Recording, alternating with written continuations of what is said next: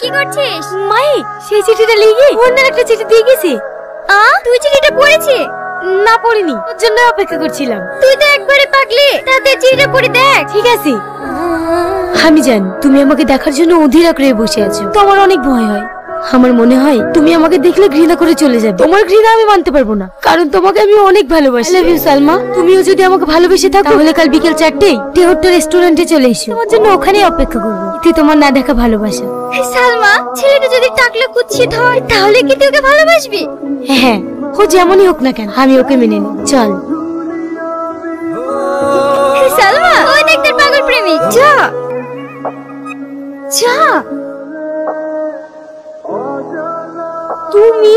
হ্যাঁ আমি। কেন অবাক হচ্ছ? তুমি তো আমাকে কলেজের মধ্যে সবথেকে বেশি ঘৃণা করতা। তুমি আমাকে ভালোবাসো? আমি তোমাকে কোনোদিনই ঘৃণার চোখে দেখিনি। আমি শুধু ভালোবাসার অধিকার নিয়ে শাসন করতে চেয়েছিলাম। আমার শাসনের আড়ালে যে ভালোবাসাটা লুকিয়েছিল সেটা কখনো দেখোনি। কলেজে এত সুন্দর সুন্দর মেয়ে থাকতে তুমি আমাকে কেন ভালোবাসতে? সত্যিকারের ভালোবাসা কোনোদিন রূপ দেখে হয় না। আমি তোমার চলাফেরা আচার আচরণ দেখে মুগ্ধ হয়েছি। তুমি যে আমাকে ভালোবাসো আমার সামনে এসে বলনি কেন? সামনে এসে বললেই যে ভালোবাসা হয় সেটা কখনো নয়, দূর থেকেও ভালোবাসা যায়। এবার তো তোমার সামনে এসেছি, তুমি বলবে না তুমি আমাকে ভালোবাসো কিনা?